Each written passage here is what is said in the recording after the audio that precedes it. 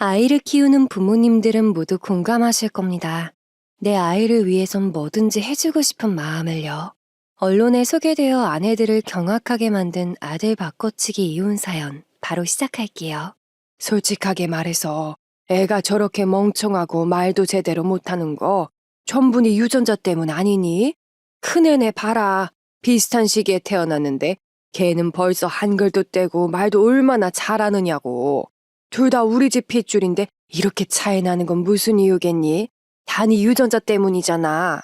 안녕하세요. 저는 현재 IT 회사를 다니고 있는 30대 후반 여성입니다. 보통 여자인 친구들은 문과 쪽을 선호하는 편이지만 전 어릴 적부터 이과와 잘 어울리는 아이였어요. 과학, 수학 시간을 특히 더 좋아하곤 했었거든요. 그래서 자연스레 컴퓨터 공학과로 진학했고 취업까지 이어졌습니다. 지금 다니고 있는 IT 회사는 20대 때부터 함께한 곳이에요. 모바일 어플과 관련된 회사인데 창업 초기부터 함께해서 그런지 같이 커가는 느낌마저 든답니다. 그리고 이곳에서 친하게 지냈던 팀장님으로부터 소개를 받아 연애도 하게 되었는데 그 상대가 바로 제 남편입니다. 남편도 모바일과 관련된 회사에 다니고 있었어요. 서로 공통사도 관심사도 비슷해서 금방 친해졌고 3년간의 열애 끝에 결혼에 골인했습니다. 문제는 결혼 이후부터 시작됐어요. 처음엔 시부모님도 저에게 친절하게 잘 대해주셨습니다. 그런데 형님의 집안 사업이 대박이 터진 거예요. 그때 한우 갈비집을 운영하고 계셨는데 어떤 유명한 유튜버가 영상을 찍어 올렸다나 봐요. 그 덕분에 줄 서서 먹는 맛집이 된 거죠. 그래서 형님도 아주버님도 하던 일을 관두고 한우 갈비집을 같이 운영하게 되셨습니다. 잘된 일이니 저도 진심으로 축하해드렸고 남편과 방문에 큰돈 써가며 식사하곤 했었어요. 그런데 시부모님, 특히 시어머님의 태도가 달라지기 시작했습니다. 가장 큰 이유는 돈 때문이었는데요. 형님네 식당 일이 워낙 바쁘다 보니 집안 행사에 참여하기 힘들어 하셨어요. 그래서 대신 시부모님께 용돈을 많이 드리기 시작한 거죠. 그런데 그거로 저에게 눈치를 주시는 겁니다. 에휴, 이번에 내 생일이라고 큰애는 100만 원을 보내주더라. 내가 비교하려고 하는 말이 아니라 큰애가 그 정도 했으면 작은 애는 절반이라도 해야 되는 거 아니니? 미역국 끓여주고 고기 반찬 해준 건 고마운데 30만 원은 좀 그렇다 얘. 저는 정말 당황스러웠습니다. 30만 원은 저와 남편이 합쳐서 낸 금액이 아니었어요. 그러니까 저 혼자서 30만 원 드리고 남편도 따로 30만 원 드렸으니 총 60만 원 드린 셈이잖아요. 그 정도면 할 만큼 한 거 아닌가요? 게다가 반차까지 써가며 시댁으로 뛰어와 미역국도 끓이고 갈비찜도 해가며 생일상을 차려드렸는데 그 노력보다 형님이 준 100만 원을 더 좋아하시니 서운했습니다. 저도 차라리 생일상 차릴 바에야 100만 원 드리는 게 더 편한데 말이죠. 그날은 남편이 나서서 제 편을 들어주면서 자연스레 넘어가긴 했습니다. 그래도 속으로는 시어머님을 향한 서운함이 남아있었죠. 그러던 중 제게도 기쁜 소식이 찾아왔습니다. 바로 임신이었죠. 남편과 저는 빨리 아이를 갖고 싶었어요. 20대의 어린 나이이기도 했지만 둘 다 아이와 함께 이루는 가정에 대한 열망이 컸습니다. 직장도 수입도 안정적이니 더 고민할 게 없었죠. 그런 저희의 마음을 알았는지 사랑스러운 아이가 찾아왔습니다. 그런데 예상치 못한 겹경사가 일어났습니다. 저희 형님도 임신하신 거예요. 거의 비슷한 시기였고 아이 주수도 동일했습니다. 저와 남편은 신기한 마음 반, 놀라운 마음 반이었어요. 시어머님과 사이가 껄끄러울 뿐 형님네와는 사이가 좋았기 때문에 오히려 잘 됐다는 생각도 들었습니다. 같이 아이를 키우면서 고충을 나누면 좋겠다 싶었거든요. 실제로 형님도 잘된 일이라고 좋아하셨고 서로 정보도 주고받으면서 지냈습니다. 시부모님도 막상 임신해 있을 때는 딱히 스트레스를 주진 않으셨어요. 저도 일부러 시댁 방문을 피하며 태교에 신경을 썼습니다. 그렇게 아이를 낳고 보니 신기하게 저도 형님네도 모두 아들이었어요. 정말 신기하다. 어쩜 이렇게 다 닮았지? 가만 보고 있으면 둘이 얼굴도 닮았지 않아? 아이 하나만 낳아서 키울 생각이라 외롭진 않을까 걱정했는데 이렇게 된 거 둘이 서로 의지하면서 친형제처럼 지내면 좋겠어. 그치? 형님의 말씀대로 정말 두 아이의 생김새가 닮아서 깜짝 놀랐어요. 남편과 아주버님은 둘이 같이 다니면 보는 사람마다 형제냐고 물을 만큼 닮았거든요. 그래서 아이 둘도 닮은 듯 했죠. 저희도 아이 계획은 한 명이 전부였기에 형님의 말씀에 동감했습니다. 기왕이면 친형제처럼 같이 사이좋게 지내면 좋으니까요. 하지만 시간이 지나면서 조금씩 걱정이 생기기 시작했습니다. 시조카와 제 아들은 비슷한 시기에 태어났잖아요. 그런데 둘의 성장 속도가 판이하게 다른 거예요. 시조카가 기어다닐 때 제 아들은 그제야 뒤집기를 했고, 시조카가 옹알이를 시작할 때도 제 아들은 조용했습니다. 원래 아가일 땐 속도 차이가 좀 난다고 해서 크게 신경 쓰진 않았어요. 그러다 형님네가 저희 집에 놀러 왔을 때 크게 체감됐습니다. 시조카가 엄마 아빠 하면서 간단한 단어나 배고파 졸려 같은 말을 하는 거예요. 그 당시 제 아들은 여전히 옹알이를 하고 있었습니다. 그러니까 점점 더 걱정이 될 수밖에 없었죠. 형님도 조금 당황한 얼굴로 아직 한글 시작 안 했냐고 물어보시더군요. 내 말 오해하지 말고 들어. 혹시 모르니까 하는 말인데 병원 가서 검사 받아보는 게 어때? 발달이 늦으면 최대한 빨리 알아채는 게 중요해. 내 친구도 그랬었는데 일찍 병원 다니면서 금방 고치더라고. 형님의 말을 들었을 땐 눈앞이 노래지는 것만 같았습니다. 저도 머릿속으론 알고 있지만 막상 내 아이에게 문제가 있다는 걸 받아들인다는 게 쉽지 않았거든요. 하지만 형님의 말이 맞는 말이었죠. 이대로 괜찮을 거야 하고 덮어놓는 게 아니라 병원에 가봐야겠다는 생각이 들었습니다. 남편과의 의논 끝에 다음 날 바로 병원으로 갔어요. 병원에 가면 답이 나올 것 같았는데 이상하게 아무런 문제가 없다는 결과가 나왔습니다. 병원 측에선 종종 이런 경우도 있다더군요. 유난히 발달이 느린 경우가 있긴 하지만 결과적으로 초등학교 입학 전엔 평균치로 올라온다나요?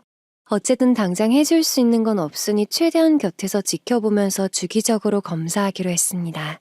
그런데 그때 슬슬 육아휴직을 끝내고 복직을 염두에 두던 시점이었어요. 그래서 베이비시터를 고용할 생각이었는데 아이 발달 문제로 남에게 맡기기가 좀 그렇더군요. 어쩔 수 없이 신혼집 근처에 살고 계신 친정 어머니께 부탁을 드려야 했습니다. 하지만 그 나이에 아이를 본다는 건 정말 힘든 일이잖아요. 그렇기에 부탁드리면서도 거절하셔도 된다고 충분히 설명했습니다. 무엇보다 어머니의 건강이 더 중요하니까요. 당연히 내가 봐야지 무슨 소리니. 걱정 마라. 내가 매일 새벽마다 등산 가는 사람 아니니. 우리 친손주 봐주려고 건강 챙기고 있었어. 엄마 건강이 걱정이면 영양제나 사줘. 그러면 돼. 걱정하던 것과 달리 쿨하게 답해주는 친정어머니의 연락에 눈물이 나더군요. 아이를 봐주시는 만큼 매달 용돈 드리는 건 당연하고 한약이나 영양제도 챙겨드렸답니다. 남편도 당연히 그렇게 해드려야 한다고 했고요. 그런데 그 이야기를 들은 시어머니께서 대뜸 저희 집에 찾아오신 겁니다. 약속이나 그 어떤 연락도 없이 말 그대로 들이닥친 거죠. 때마침 그날은 저도 반차를 써서 집에 있던 때였는데 그것까지 알고 찾아오신 것 같았습니다. 인터폰으로 보이는 시어머님의 얼굴에 깜짝 놀라며 문을 열어드렸더니 가식적인 얼굴로 웃으며 친정 어머니께 인사를 전하더군요. 사돈 어르신이 계신 줄 몰랐다는 말과 함께요. 친정 어머니도 웃으면서 인사를 받긴 했지만 기분이 좀 안 좋아 보이셨습니다. 둘의 신경전이 계속 이어졌어요. 시어머님은 그 연세 아이 보는 거 힘들지 않느냐 묻고 친정어머니는 내 손주 직접 키우니까 좋으시다고 답하는 식이었죠. 그런 이야기를 주고받던 시어머님은 본론이었던 돈 얘기를 꺼내셨어요. 아이 봐준다고 매달 250씩 받으신다면서요. 그렇게까지 많이 받으면 조금 눈치 보이지 않나요? 고생하시는 건 알겠는데 좀 과하지 않나 싶어서요. 애들이 나한텐 생일이나 명절 아니면 용돈도 안 주는데 차별하나 싶기도 하고. 시어머님의 말씀에 친정어머니의 얼굴이 딱딱하게 굳기 시작했습니다. 그리고 저도 화가 났죠. 평소 같았으면 그냥 넘겨버리고 말 테지만 어머니를 공격하는데 참을 딸이 어딨겠나요? 저도 또박또박 따졌습니다. 어머니 250도 많이 드리는 거 아니에요. 매일 상주하면서 봐주시고 왜 밥 먹이는 거 정말 쉬운 일 아니거든요. 그리고 250 드리면 그 돈 대부분을 또 아이에게 쓰세요. 그러지 말라고 말려도 그러는 분이시고요. 얼마 드릴지는 남편과 다 상의하고 결정할 건데 왈가왈부하지 않으셨으면 좋겠어요. 제 말을 들은 시어머님의 얼굴은 울긋불긋 달아올랐습니다. 제가 대들었다는 거에 꽂혀선 버릇없다고 화까지 내더군요. 친정 어머니는 한숨을 푹 내쉬면서 말씀하셨어요.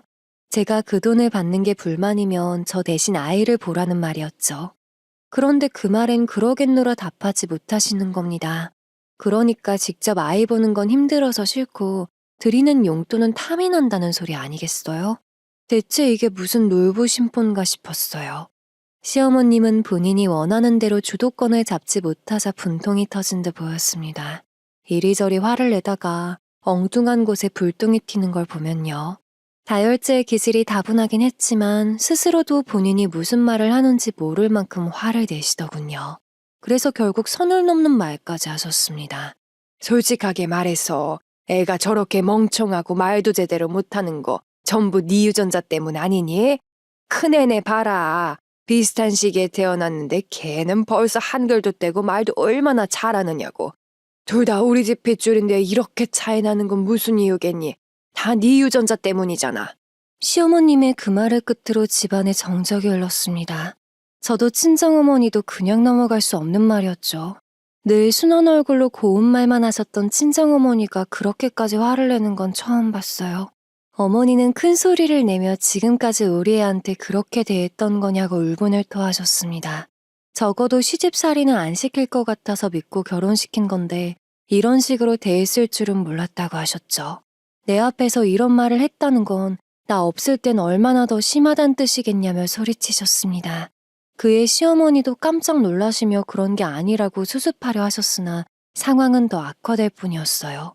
친정어머니는 시어머니를 향해 우리 애 이혼시킬 거니 그런 줄 알라며 당장 나가라고 몰아내셨습니다.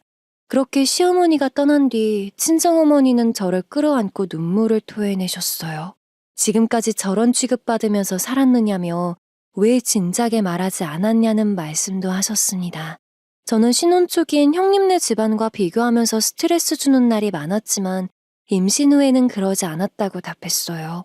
그래서 괜찮을 거라 생각했는데 오늘 와서 하는 말씀 들으니 저도 정신이 차려졌다고 했죠. 저희 애 보고 멍청하다느니 뭐니 하는데 참고 넘어가면 바보잖아요. 그래서 어머니와 함께 급히 짐을 싸기 시작했습니다. 그리고 아이를 데리고 친정으로 넘어갔죠. 시어머님의 연락을 받은 건지 남편으로부터 전화가 왔지만 받지 않았습니다. 결국 퇴근한 뒤에 친정집으로 찾아왔더군요. 친정아버지도 저와 어머니로부터 이야기를 모두 들은 상태였어요. 그래서 저더러 방으로 들어가 있으라 하고선 직접 제 남편과 이야기 나누셨죠. 나랑 아빠가 잘 얘기해 볼 테니까 넌 방에서 애랑 같이 있어.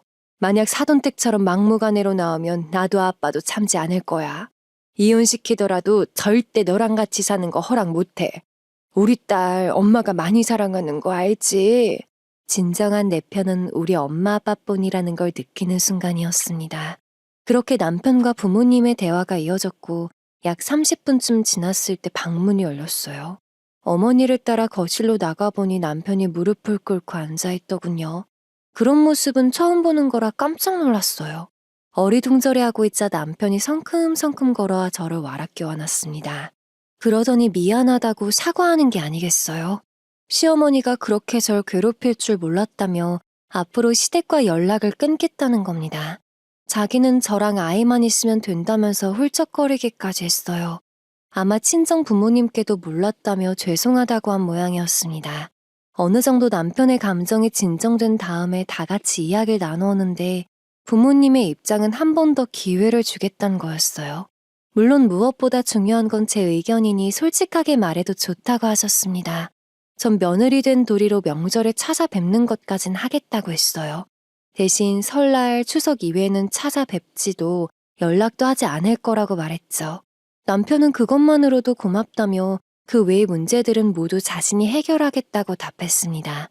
그 조건 하에 다시 결혼 생활을 이어나가기로 한 거죠. 시어머니의 횡포가 문제긴 했지만 적어도 남편과 저 사이는 문제가 없었기 때문에 내린 결정이었습니다. 그 후로 남편이 잘 해결한 건지 시댁 쪽에선 아무런 연락도 안 오더군요. 종종 형님네와 만날 때도 일부러 시댁 이야기는 꺼내지 않으시더군요.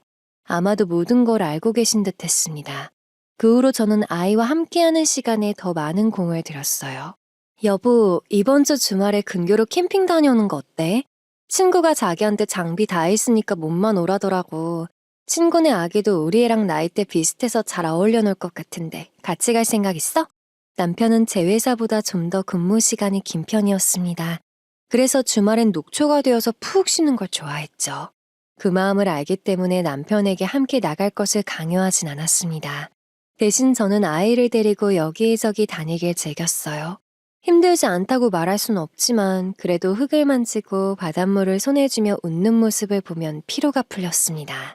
제 사정을 다 아는 친구는 일부러 주말마다 같이 캠핑을 다녀주었어요. 친구네 남편도 주말마다 쉬는 걸 좋아해서 오히려 잘 됐다고 했죠. 친구와 함께 아이 둘을 데리고 여기저기 돌아다니며 현장학습을 즐겼습니다. 지렁이를 잡고 행복해하던 아이의 얼굴이 떠오르네요. 산으로 들로 그리고 바다와 강으로 다니며 몇 개월을 그렇게 살았던 것 같습니다. 그날도 친구와 함께 산속 캠핑장을 찾았던 때였어요. 제 친구네 아이는 벌써부터 수학교실을 다닌다더군요. 그래서 수학교재를 들고 와 텐트 안에서 문제를 풀고 있었습니다. 그 모습을 보니 제 아이도 호기심이 생겼나 봐요. 바로 옆에 찰싹 붙어서 숫자를 따라 그리고 놀더군요. 흐뭇하게 바라보고 있었는데 갑자기 제 친구가 이런 말을 하는 겁니다. 너도 어린이 수학교실에 한번 보내보는 거 어때? 저 나이 때 숫자에 저렇게 관심 보이는 거 쉽지 않거든. 부담스러우면 내가 우리 애 교재 하나 줄 테니까 집에 가서 한번 같이 공부해봐. 그러다 애가 흥미 붙으면 수학교실에 보내는 거지. 친구의 말을 듣고 봤더니 정말 아이의 모습이 다르게 보였습니다. 이래도 흥 저래도 흥하는 성격인데 수학교재엔 많은 관심을 보이는 거예요. 그렇게 친구로부터 받아온 교재를 들고 아이에게 수학을 가르치기 시작했습니다. 수학이라고 하기엔 못하고 숫자를 가르쳤다고 봐야겠죠. 그 무렵 이미 한글을 떼고 자기 의사표현을 하던 시기였거든요. 한참 숫자 공부를 하더니 저더러 재밌다고 말하는 겁니다. 전 깜짝 놀라서 숫자를 가리키며 이게 재밌냐고 물어보니 고개를 끄덕이는 거예요. 그렇게 확실한 관심 표현은 처음이었습니다. 아이는 평소 좋아하던 어린이 애니메이션도 보지 않고 숫자에만 빠져들기 시작했어요. 1 플러스 1이 2가 된다는 사실 하나에도 재밌어하는 거 있죠. 이토록 관심을 표현하는 아이의 모습을 보고 어찌 무시할 수 있겠어요. 그 후로 친구의 말대로 어린이 수학교실에 아이를 보내기 시작했습니다. 다행히 아이도 재밌어 하더군요. 제가 집에서 가르쳐주는 것보다 훨씬 전문적이니 배우는 데에 재미가 붙은 모양이었습니다. 선생님께서도 아이에게 재능이 있다는 말씀을 해주셔서 굉장히 뿌듯했어요. 그런데 그 재능이란 거 정말 무섭더군요. 수학교실을 다닌 지 1년쯤 됐을 때였습니다. 이젠 말도 곧잘하고 어린이집도 다니고 일반적인 아이들과 비슷한 모습이었죠. 한 가지 다른 점은 여전히 숫자만 보면 빠져든다는 거였어요. 어느 정도였냐면 1년 동안 거의 3개월 간격으로 월반을 할 정도였습니다. 6살의 나이에 초등학생 수준의 수학 수업을 다 뛰어넘을 정도였죠. 그쯤 되니 수학교실 선생님으로부터 연락이 왔습니다. 어머님, 아무래도 지능검사 받아보셔야 할 것 같아요. 이제 더 이상 월반할 단계도 없습니다. 저희가 가르칠 수 있는 어린이 수준의 학습은 모두 뗀 상태예요. 6살의 나이에 13살이 배울 단계까지 모두 클리어한 셈이죠. 그 말을 들었을 때 얼마나 심장이 뛰었는지 몰라요. 내 아이가 영재일까? 하는 생각은 부모라면 한 번쯤 다 해본다잖아요. 하지만 전 발달이 늦어서 내 아이가 지적장애인 건 아닐까 하는 생각을 하면서 살았단 말이에요. 그런데 아이가 남다르다는 이야기를 들으니 얼마나 벅찼겠어요. 선생님의 말씀대로 찾아보니 웩슬러 지능검사란 게 있더군요. 얼마 후 아이와 함께 검사를 받았고 그 결과는 아주 충격적이었습니다. 보통 70점에서 130점 사이가 일반인 평균인데요. 145점이 넘으면 상위 0.1%에 해당된다고 합니다. 그런데 제 아이가 146점이 나온 거예요. 말이 안 되는 수치였죠. 온몸에 전율이 느껴졌습니다. 이 정도면 어떤 수준인지 설명해 주시는데 그 모든 말이 들리지 않았어요. 발달장애가 있는 거 아니냐며 의심받았던 세월들. 애써 무시하며 매주 주말마다 캠핑 다니며 아이를 바라보며 살았던 그 모든 일들이 떠올랐습니다. 창피함도 있고 그 앞에서 엉엉 울었어요. 아이는 엄마 울지 말라며 절 달래며 저도 울더군요. 그렇게 둘이 끌어안고 얼마나 울었는지 모릅니다. 그렇게 집에 와서 친정 부모님께 먼저 이 사실을 전했어요.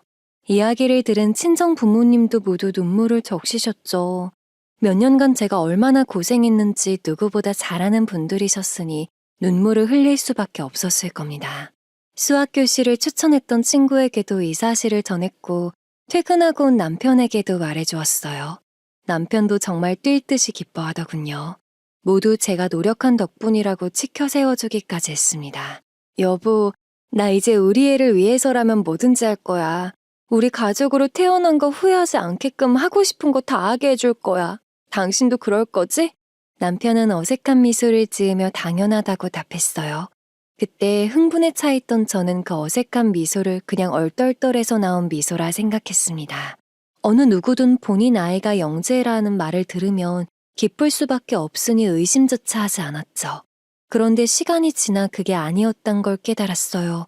남편과 저의 육아 방식은 판이하게 달랐습니다.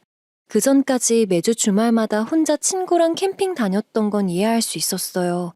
회사 생활 쉽지 않은 거 누구보다 잘 알고 주말에 푹 쉬고 싶은 마음도 잘 아니까요. 그런데 이젠 대놓고 영재임이 밝혀졌으니 학원도 그에 걸맞는 곳으로 보내주어야 하잖아요. 전 당연히 그렇게 할 줄 알았는데 그 돈을 아까워하는 눈치인 겁니다. 형편도 안 되는데 억지로 우기는 거라면 제 잘못이겠죠. 하지만 충분히 그 정도 지원쯤 해줄 수 있는 형편이었어요. 둘이 합쳐서 달에 800씩은 벌었거든요. 그 중에 200만 원쯤은 아이를 위해 쓸 수 있는데 그 돈도 아까워하는 걸 보니 기가 차는 겁니다. 그러면서 본인은 외제차로 바꾸고 싶다는 철없는 소리만 하고 말이에요. 저는 남편에게 우리 둘이서 함께 만든 아이인데 이럴 때마다 나 혼자 낳은 것처럼 느껴진단 말을 했습니다. 전부터 느꼈는데 당신은 항상 말만 하고 무책임하게 구는 것 같아. 우리 아이잖아. 우리가 충분히 지원해줄 능력이 되는데 왜 하지 말자는 거야? 어린 나이부터 사교육하는 게 옳지 않다고? 그거랑 이거랑은 다르잖아. 우리 애는 일반적인 학교 수업을 모두 뗀 상태라고.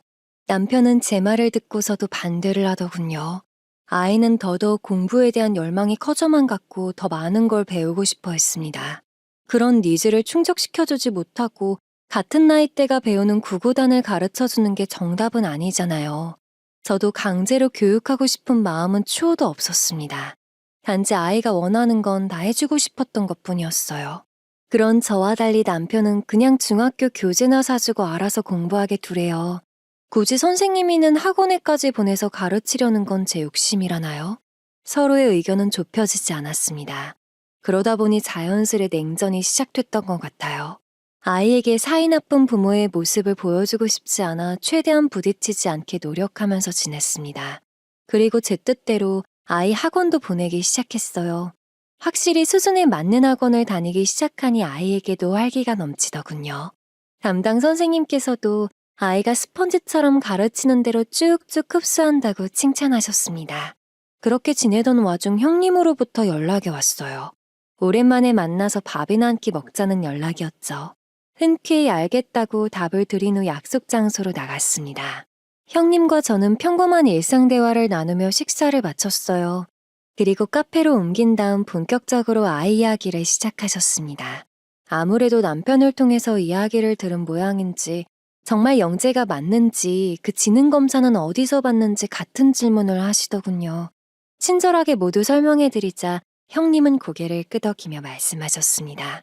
나도 그럼 그 웩슬러 지능검사란 거 받아봐야겠어. 솔직히 어렸을 때부터 우리 아이가 성장 발달이 더 빨랐잖아. 그럼 우리 아이가 더 높게 나올 확률이 높지 않겠어?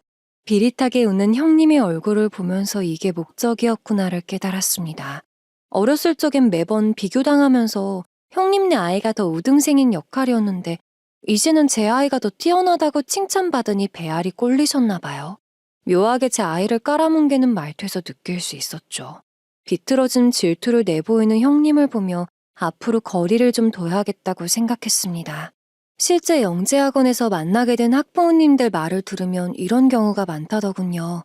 다들 본인 아이가 가장 잘났다고 생각하는데 그보다 더 잘난 상대를 만나면 시기할 수밖에 없다나요? 그래도 같이 임신해서 만날 때만 해도 서로 좋은 사이였는데 일순간 이렇게 틀어진다 생각하니 속상한 마음이 들었습니다. 그런데 형님의 저런 반응은 그나마 나은 편에 속하는 거였습니다. 더 큰 문제는 시댁에서 터졌거든요. 아이가 영재라는 소식이 시댁에도 전해졌을 거란 생각은 하고 있었습니다. 남편과는 꾸준히 연락을 하고 있었으니 분명히 말했겠죠. 그래서 그런지 그동안 연락도 안 하고 지냈던 시부모님이 저를 찾아온 거예요. 전과 달리 방긋방긋 웃는 얼굴을 장착한 채 말이죠. 연락처도 다 지우고 차단했더니 아예 신혼집으로 들이닥치기까지 했습니다. 어른 둘이 찾아왔는데 문전박대할 수도 없고 어쩔 수 없이 문을 열어주었어요. 예전에 손 한번 안 잡아주시더니 이번엔 먼저 나서서 제 손을 가져다가 잡으시더군요. 등도 쓰다듬어주며 반갑다는 인사말을 전하셨습니다. 아유, 정말 오랜만이다. 그동안 네 얼굴 다 까먹는 줄 알았지 뭐니? 그동안 나한테 서운한 거 많았지? 이제 다 잊고 우리 잘 지내보자. 암만 그래도 시부모 며느리 사이인데 인연 끊을 수 있겠니? 아이를 생각해서라도 다 같이 사이좋게 지내는 편이 좋잖아. 그러시면서 저 먹으라고 사왔다며 전복을 꺼내시더군요. 그 모습에 더 기가 찼습니다. 왜냐면 전 해산물 알레르기가 있어서 전복을 못 먹거든요. 상견례 때부터 명절 때나 함께 외식할 때 누누이 말했던 건데 그거 하나 기억 못 하시는 것부터 제게 애정이 없단 뜻이었죠. 웃으면서 어머니 저 해산물 알레르기 있잖아요 라고 말씀드렸더니 그제야 어머머 내 정신 좀 보라면서 나이 들면 깜빡깜빡 한다면서 넘기더군요. 그때 시아버님이 저더러 잠깐 앉아보라며 하실 말씀이 있다는 거예요. 그래서 커피 세 잔을 타와서 자리에 앉았습니다. 시아버님은 먼저 아이 얘기를 들었다는 말로 서두를 꺼내셨어요. 그동안 발달장애 있나 싶어서 걱정 많았는데 다행이라는 말씀을 하셨죠. 지금은 학원 간 거냐고 물으시기에 그렇다고 답을 드렸습니다. 그런데 그때 뜬금없이 시부모님의 자금 사정을 말씀하시는 거예요. 주변에서 다들 사라고 해서 주식에 돈을 넣었다가 완전 물렸다나요? 시드만 억 단위가 넘어가는데 현재 마이너스 50%랍니다. 문제는 무조건 넣으면 버는 거라고 해서 대출까지 내서 넣었단 점이에요. 그래서 사정이 좋지 않아서 형님네가 도움을 주고 있었답니다. 그런데 그것이 말이야. 시부모한테 돈 좀 보태줬기로써니 아주 우습게 알지 뭐니? 약속 나갈 때마다 연락도 없이 대뜸 와가지고 애를 맡기고 가질 않나. 작은 애는 애 봐준다고 매달 250씩 준다는데 뭐 없냐니까 바라는 게 많다고 화를 내질 않나. 욕심만 뒤룩뒤룩 많아가지고선. 그러면서 저에게 형님 험담을 하더군요. 전 솔직히 형님의 마음이 이해됐습니다. 적어도 몇 천만 원은 도와줬을 텐데 잠깐 아이 맡기는 걸로 용돈 챙겨달라고 하면 기분이 안 좋을 테니까요. 어찌됐든 형님과 어떤 사이든 말든 저와는 관계없는 일이었습니다. 대체 저더러 어쩌라고 이런 말을 꺼내시는 건지 이해가 가질 않았어요. 그때쯤 슬슬 하려던 말을 시작하셨습니다. 앞서 말한 이유로 인해 형님네와 사이가 틀어진 게 주 요인이었어요. 그로 인해 생활비가 모자라게 된 것이었죠. 그렇다고 다시 형님과의 사이를 회복하기엔 자존심이 상하셨던 모양입니다. 저를 찾아오신 걸 보면 말이에요. 그렇다고 해서 제가 시부모님 생활비를 부담할 만큼 여유 있는 사람도 아니고 그만큼 사이가 좋은 것도 아니잖아요. 대충 어떤 의도로 하시는 말씀인진 알겠는데 저도 여유가 없어서 생활비 지원은 어려울 것 같다고 말씀드렸습니다. 제 말에 시부모님이 화낼 거라 생각했는데 의외로 예상했다는 듯이 받아들이시더군요. 혹시나 하는 마음에 꺼낸 건 맞지만 너네도 빡빡하게 사는데 생활비 보태달라곤 말 못하겠다고 말씀하셨습니다. 그러면서 시아버님께서 말씀하시길 아이 영재학교에만 많은 돈이 들어갈 것이고 앞으로도 지원하기 위해 큰 자금이 들어갈 거 아신답니다. 뭐 주변에 여기저기 물어보기까지 하셨다나요? 손주를 향한 사랑이 이 정도라면서 허세 부리듯 터허 웃는데 어색하게 웃으면서 받아쳤습니다. 그랬더니 본격적인 이야기를 시작하시더군요. 힘들 거 뻔히 다 아는데 염치 없이 돈 달라고 찾아온 거 아니야. 그냥 우리도 너도 서로에게 좋은 기회가 있어서 알려주려고 온 거란다. 내 친구가 그러는데 요즘 TV에 영재인 애들 나오는 프로그램이 있다네. 거기 나가면 출연료도 꽤 준다나 봐. 그러면서 하시는 말씀이 제 아이를 TV에 출연시키자는 거예요. 아이를 위해서도 좋은 일이라나요? 대체 어디가 아이를 위해서 좋은 일이란 건지 이해가 되질 않았습니다. 전 바로 거절 의사를 표했어요. 특히 저희 아이는 낯가림이 많고 수줍음이 많습니다. 그런데 TV에 나와서 얼굴을 다 알린다 생각하면 분명히 엄청 스트레스 받을 아이였어요. 그리고 연예인 할 생각이 있는 것도 아니고 단지 숫자를 좋아하고 수학을 좋아하는 아이일 뿐입니다. 그런데 TV에 나와서 대체 좋을 게 뭐가 있겠어요. 그런데 제가 아무리 거절 의사를 표해도 계속 막무가내로 밀어붙이시는 겁니다. 제가 아직 어려서 잘 모르는 거라느니 이렇게 좋은 기회 있을 때 매스컴에 얼굴 알리는 게 중요하다면서요. TV에 나가서 집안 사정 힘들다는 거 어필하면 다른 사람들이 후원도 해줄 거라는 겁니다. 이거는 냉정하게 말하자면 아이 얼굴 걸고 구걸하자는 뜻이나 다름없잖아요. 저도 더 이상 참을 수 없는 분노가 차올라서 당장 나가시라고 소리쳤습니다. 진짜 손주를 사랑하는 사람이라면 아이를 걸고 구걸하잔 말은 할 수 없는 거잖아요. 무엇보다 어렸을 적 부모들의 강요에 의해 TV 출연이나 매스컴을 타서 아이의 정서가 나빠지는 경우를 많이 본 터라 더욱 화가 났습니다. 원래도 정이 없었지만 진짜 없던 정까지 다 떨어지는 느낌이었습니다. 저에게 떠밀려 나가면서 끝까지 잘 생각해보란 말을 남기더군요. 그리고 혼자 집에 남아있으면서 온갖 생각을 했던 것 같습니다. 무엇보다 아이를 올바르게 키우기 위해선 남편 쪽 집안과 인연을 끊는 게 맞겠다 싶었죠. 그렇게 남편이 퇴근하고 돌아올 때까지 기다렸다가 낮에 있었던 일을 전했습니다. 오늘 낮에 시부모님 오셨어. 와서는 주식 때문에 돈 날려서 힘들다고 하시더라. 그리고 우리 애를 TV에 출연시켜보라는 거야. 목적은 출연료랑 사람들 후원금 받기 위함인 것 같았어. 나는 이번 일로 진짜 크게 실망해서 더 이상 두 분 얼굴 보고 싶지도 않을 정도야. 당신은 어떻게 생각해? 남편은 제 말을 듣고 가만히 고개를 숙이더군요. 생각할 시간이 필요한가 싶었습니다. 그런데 그건 제 착각이었어요. 나지막이 말하길 TV에 출연하자는 게 그렇게 실망스러운 일이냐입니다. 아니 그럼 당신은 시부모님 말씀에 동의하는 거냐 물었더니 솔직히 나쁘지 않은 제안 같대요. 요즘은 서울대 나온다고 다 성공하는 거 아니고 유명해져야 살아남는 세상이라는 거죠. 그러니까 어린 나이에 매스컴에 나와서 얼굴 알리고 유명해지면 좋은 일이라는 겁니다. 전 헛웃음을 치면서 물어봤어요. 좋은 일이라는 게 우리 아이에게 좋은 건지 아니면 어른들에게 좋은 건지 제대로 말하라고요. 그랬더니 제대로 대답을 못하는 겁니다. 이제는 시부모님을 넘어 남편에게도 실망하기 시작했어요. 아이 서포트해주자는 말에는 그럴 필요 없다고 말리더니 아이 덕은 보고 싶다는 심리가 너무 고약하잖아요. 그리고 괜히 학교 들어가서 따돌림 당하면 어떡하나요? 아이가 습기도 없는 편이라서 분명 제대로 말도 못할 텐데 그걸로 놀림당하면 어쩌나 하는 걱정도 안 드나 봅니다. 아이 의견은 들어볼 생각도 안 하고 무작정 TV에 나가자고 하니 점점 화가 나더군요. 남편에게 한마디 하려던 순간 그의 손목에 못 보던 게 눈에 들어왔습니다. 누가 봐도 고가 브랜드의 시계였어요. 제 기억에 남편 시계 중에 저런 건 없었습니다. 게다가 고가 브랜드 시계를 살 만큼 여유 있는 수입도 아니었고요. 제 시선이 거기에 박혀 있는 걸 느낀 남편은 황급히 손목을 숨기며 말했습니다. 아, 이거 가짜야. 짝퉁이라고. 원가는 1,000만 원 넘는 건데 진짜랑 거의 유사하게 생긴 거라 100만 원밖에 안 준 거야. 괜히 오해하지 마. 남편의 말을 들으니 오해고 자시고 더 미친 듯이 실망하기 시작했습니다. 100만 원이 어디 작은 돈인가요? 그 돈이면 우리 아이 한 달 학원비하고도 남습니다. 아이 학원 보내는 거엔 글을 쓰고 반대하던 사람이 짝퉁 명품 시계에 100만 원을 턱턱 쓰다니 진짜 화가 났습니다. 결혼 전에는 전혀 이런 모습을 보이지 않아서 허영심에 가득 찬 사람인 줄 몰랐어요. 아무리 그래도 핏줄은 못 속인다더니 시부모님 성향을 그대로 닮은 모양이었습니다. 전 지금 남편이 하는 행동이 얼마나 이기적이고 말이 안 되는지 설명해 주었어요. 아들한테 돈 쓰긴 싫고 아들 덕은 보고 싶은 이기적인 행동이란 것을요. 그리고 당장 시댁으로 가라고 했습니다. 처음엔 제가 집을 나갈까 생각했는데 신혼집도 반반씩 돈 내고 공동명의로 산 건데 굳이 제가 나갈 필요가 있나 싶더라고요.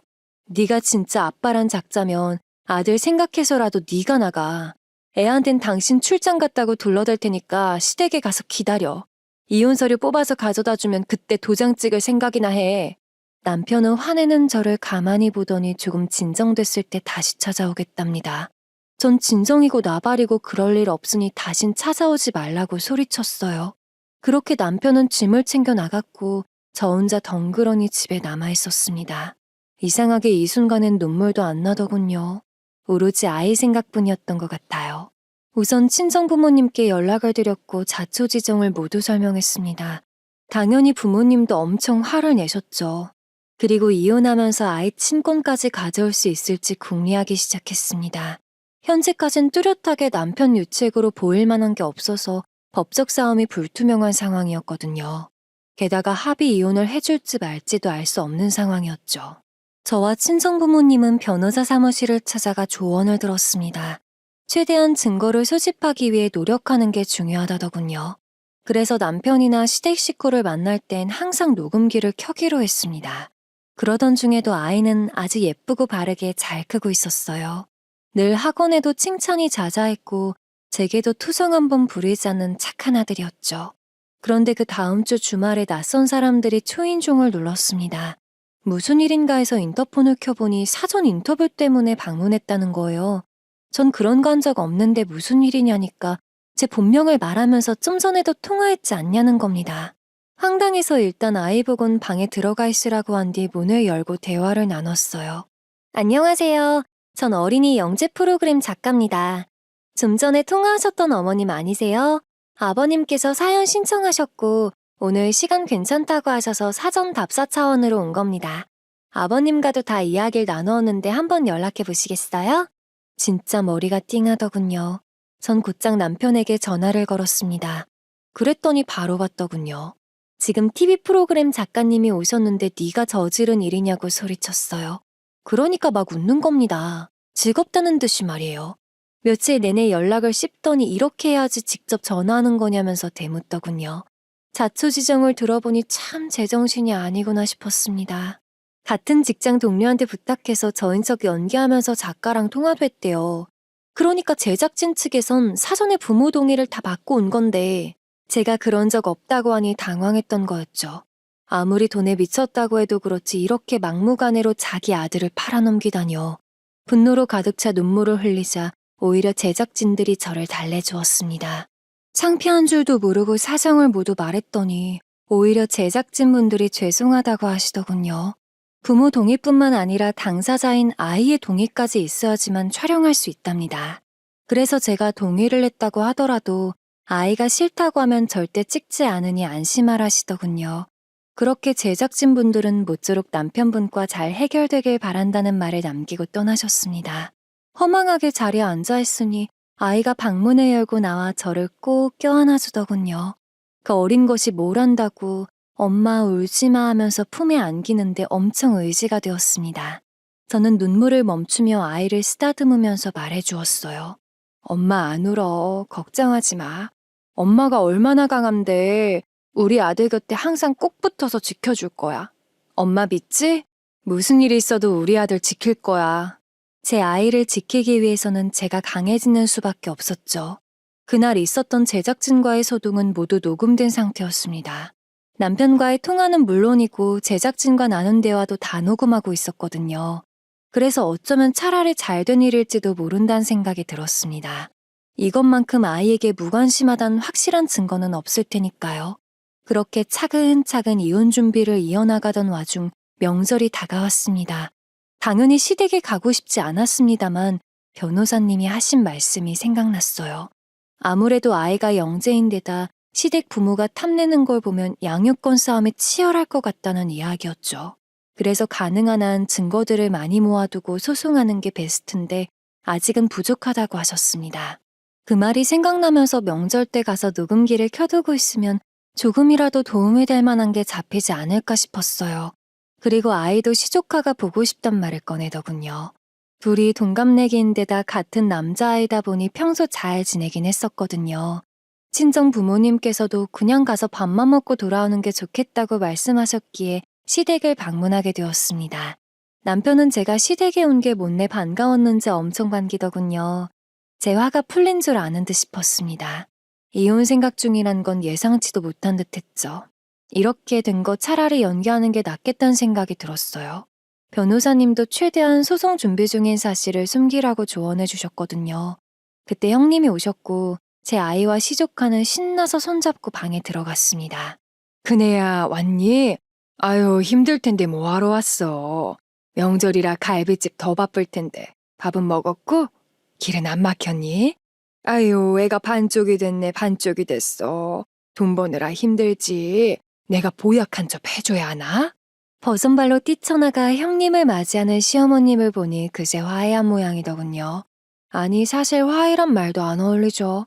보나마나 형님이 돈을 더 쥐어줬고 그 때문에 시부모님 기분도 풀린 걸 테니까요. 그렇게 다 같이 점심 식사를 하던 와중 시아버님이 형님께 질문을 던지셨습니다.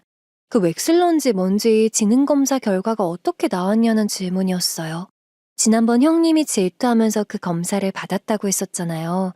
그걸 시댁 부모님께도 말씀드린 모양이더군요. 저도 결과가 궁금했던 때여서 귀를 쫑긋 세웠습니다. 그런데 형님과 아주버님은 뭔가 불편하다는 듯 헛기침을 하더니 그냥 일반적인 아이 수준으로 나왔다고 답하더군요. 시부모님은 시조카도 영재였길 바랬는지 살짝 실망하는 눈치였습니다. 만약 시조카도 높은 점수가 나왔다면 보나마나 자기네들 핏줄이라 그렇다느니 추켜 세울 게 분명했죠. 형님은 슬쩍 제 눈치를 보더니 시조카 칭찬을 시작했습니다. 그래도 검사 담당하던 사람이 일반적인 아이들보다 조금 뛰어난 편이라고 했대요. 그래서 지난주부터 어린이 수학교실을 다니고 있답니다. 그러면서 자꾸만 제 눈치를 보는데 아마 제 아이가 다녔던 그 수학교실에 다니는 듯 했어요. 계속 월반했던 그 수학교실이요. 전 같은 곳 다녀도 상관없는데 계속 눈치를 보시니 괜히 제가 더 신경 쓰였습니다. 뭐 아무튼 시조카도 그 수학교실을 재밌게 다니고 있다나 봐요. 오늘도 숙제해야 한다며 교재까지 챙겨왔다면서 아이들이 놀고 있는 방에 들어가더군요. 그런데 방 안에서 어머어머 하는 소리가 들렸습니다. 그러더니 형님이 뛰쳐나와 흥분에 가득 찬 목소리로 마구 소리치셨어요. 어머, 어머님, 이것 보세요. 이게 어제 받아온 교재인데 명절 동안 풀어오라고 일주일치를 내준 거거든요? 그런데 지금 일주일치를 다 풀었어요. 초등학교 3학년 정도 수준이랬는데 말이에요. 우리 아이 천재 아니에요? 형님의 말에 시어머님도 들떠서 마구 손뼉을 치셨습니다. 그게 정말이냐며 우리 집에 영재가 둘이나 나오는 거냐면서요. 아주버님도 일어나시더니 방으로 가 시조카를 끌어안고 나오셨습니다. 그리고 뺨에 뽀뽀를 해주며 우리 아들 천재라면서 칭찬하시더군요. 그런데 시조카 표정이 굉장히 얼떨떨한 거예요. 형님이 언제 다 푼 거냐고 묻자 시조카가 고개를 절레절레 젓는 겁니다. 그러더니 자기는 잘 모르겠고 어려워서 못 풀겠대요. 그래서 제 아이한테 풀어달라고 했답니다. 그 말을 듣고 아들이 방 밖으로 나오자 시조카가 아주버님 품에서 벗어나 막 뛰어가더군요. 그러면서 제 아들을 끌어안고 웃으면서 진짜 대단하다고 칭찬해주는 거예요. 그 순간 시부모와 아주버님, 형님, 그리고 제 남편의 얼굴까지 딱딱하게 굳었습니다. 시부모님과 저희 남편은 눈치만 보고 있었고 아주버님과 형님은 싸늘해진 얼굴로 제 아들을 바라보고 있었습니다. 그때 참 기분이 이상하더군요. 정작 어린아이들은 서로 사이가 저리도 좋은데 어른들끼린 칭찬 한마디 안 나오는 이 상황이요. 그러면 안 되는 거잖아요. 영재든 뭐든 아이는 사랑스러운 존재고 어른이라면 시기나 질투보단 애정을 줘야 하는데 말입니다. 그런데 그때 아무런 말도 없이 가방을 싸던 형님은 그대로 시댁을 나가버렸어요. 덩달아 아주버님도 시조카를 챙겨 나가더군요. 아무런 인사나 말도 없이 말입니다. 순식간에 분위기가 싸해졌어요. 그쯤 되니 저도 눈치를 봐야 하나 싶을 정도였습니다. 게다가 제 아들까지 눈치를 보고 있으니 한숨이 절로 나왔어요. 전 안절부절 못하는 시부모님을 향해 입을 열었습니다. 제 아이가 똑똑하다는 사실 때문에 형님네와 사이가 틀어질 거란 생각은 못했어요. 이젠 저도 아들도 이 집에서 환대받는 존재가 아닌 것 같네요. 저 혼자 눈치 보는 건 괜찮았는데 지금 제 아들도 눈치 보는 모습을 보니 못 참겠어요. 오늘은 이만 가보겠습니다. 그리고 아들 손을 붙잡고 시댁을 빠져나왔습니다. 남편이 뒤따라와서 붙잡긴 했으나 아직 이혼하고 싶은 마음은 유효하니 따라오지 말라고 한마디 해줬더니 꾀갱하더군요. 그렇게 명절을 보내고 나서 일주일쯤 지났을 때였습니다. 시어머님으로부터 연락이 왔어요. 아이들 그리고 형님네 문제로 진지하게 나눌 대화가 있다는 연락이었죠. 알겠다고 답을 드리고 근처 카페에서 만나기로 했습니다. 약속 시간에 맞춰 갔더니 시어머님뿐만 아니라 남편도 나와 있더군요. 자리에 앉아 커피를 시킨 뒤 하실 말씀이 무엇인지 여쭤보았습니다. 조심스러운 말투로 이야기를 시작하셨어요. 자기가 알아보니 영재인 애들은 공부하는 것도 다른 방식으로 배워야 한다는데 잘 알아보고 있냐 물으시더군요. 저도 아직은 배우는 단계라 모든 걸 알 순 없지만 영재학원을 다니면서 또래 학부모님들 만나면서 많은 정보를 얻고 있다고 답했습니다. 시어머님은 고개를 끄덕이며 아직은 어리니 큰 돈이 들진 않겠지만 점점 많은 돈이 필요할 거라고 하셨어요. 저도 그 부분엔 공감하고 있지만 충분히 잘 키울 자신이 있었습니다. 코딩 쪽으로 재능이 있는 편인데다 회사에서도 투잡하는 것에 터치가 없었거든요. 그래서 이미 투잡을 고려하고 준비하는 중이었고 아이를 위해서라면 주말도 반납해가며 일할 자신이 있었습니다. 실제 영재 아이를 키우는 평범한 집안의 학부모님들을 만나보니 그런 경우가 흔하더군요. 이 이야기를 모두 들은 시어머님은 목을 축이며 긴장한 목소리로 말씀하셨습니다. 그래, 안다. 네가 얼마나 노력하는지도 다 알아. 그렇지만 돈이란 게 말이야. 우리 같은 평범한 사람들이 애써봤자 한계가 있지 않니? 부업해봤자 달에 몇십이나 200 더 버는 수준일 텐데 그거로 감당이 되겠어? 아이는 점점 자라고 바라는 게 많아질 텐데 말이야. 시어머님이 하고 싶은 말이 대체 뭔지 모르겠더군요. 돈이 많이 드는 것도 알고 감당하기 위해 더 열심히 살겠다고도 말했잖아요. 그런데도 불구하고 계속 돈이 많이 들 거란 걸 강조하면서 저에게 겁을 주시는 겁니다. 이쯤 되니 쎄한 기분이 들더군요. 뭔가 시커먼 속내가 눈에 보이는 느낌 있잖아요. 그래서 진짜 하고 싶은 말이 뭔지 단도직입적으로 물어봤습니다. 그랬더니 갑자기 형님 이야기를 꺼내는 겁니다. 형님네 한우 갈비집이 순익만 다달이 3천이 넘는데요. 우리 같은 회사원이랑은 차원이 다르다는 거죠. 그러면서 하는 말이 형님이 원래 욕심이 많으시답니다. 그래서 태교할 때도 아이에게 좋다는 온갖 걸 다 먹었다네요. 똑똑하게 키워서 하버드대 보내는 게 소원이었답니다. 그래서 최소한 의사, 판사는 되길 바랬고 기왕이면 엄청난 사업가가 되길 바랬다나요? 그때까지만 해도 저는 시어머님이 뭘 원하고 하시는 말씀인지 몰랐어요. 그래서 그냥 남 이야기 듣듯이 그러냐 하고 듣고만 있었습니다. 그런데 남편과 시어머님이 서로 눈을 마주보더니 저에게 이런 말을 하는 겁니다. 그래서 말인데 둘이 아이를 바꾸는 게 어떨까 싶은데?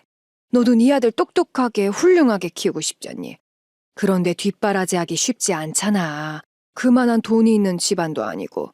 그런데 큰애 집에 가면 하고 싶은 건 다 하면서 살 수 있어. 뭐가 아이를 위한 길인지 부모로서 냉정하게 판단해봐. 전 그 말을 듣고 나서 지금 내가 무슨 말을 들었나 싶어서 귀로 후비기까지 했어요. 그러니까 시조카랑 제 아들을 바꿔서 키우자는 거잖아요. 심지어 형님은 이에 동의까지 하셨답니다. 이게 말이나 되는 소린가요? 어이가 없어서 입만 벌린 채 옆에 앉아있는 남편을 바라봤습니다. 그런데 웃긴 게 뭔 줄 아세요? 남편도 이미 다 알고 있는지 가만히 있던 거였어요. 아니 어느 아빠가 지 아들을 다른 애와 바꿔치기 하자는데 가만히 있을 수 있나요? 그게 진짜 아빠라고 말할 수 있나요? 진짜 해도 해도 너무한 거잖아요. 남편을 향한 실망감은 말할 수 있는 정도가 아니었습니다. 그냥 그 순간에 제 앞에 있는 게 아이스 커피란 게 아쉬울 정도였어요. 뜨거운 커피를 시켰어야 화상 입는 꼴이라도 봤을 텐데 말입니다. 그래도 어른이란 생각에 커피는 남편에게만 쏟아부었어요. 그랬더니 벌떡 일어나서 저더러 미쳤냐면서 호들갑을 떨더군요. 지 아들 팔려가는 건 괜찮고 아이스 커피 맞는 건 안 괜찮은가 봐요. 결혼하기 전에 이런 모습을 보여주지 그 전까지는 멀쩡한 사람인 것처럼 연기한 게 가증스럽기까지 했습니다. 미쳤냐고? 남편이 내 아들과 형님네 아들을 바꿔서 키우자는데 어느 여자가 제정신이겠니? 내 배 아파서 낳고 내 사랑 주면서 키운 아들이야. 네 자식이라고. 애가 무슨 장난감인 줄 알아? 더 마음에 드는 사람 있으면 바꿔주게? 진짜 실망시켜도 정도 것이지, 이 쌍쌍바 같은 자식아. 저는 그렇게 속안에 쌓인 울분을 모두 토해내고 자리를 빠져나왔어요.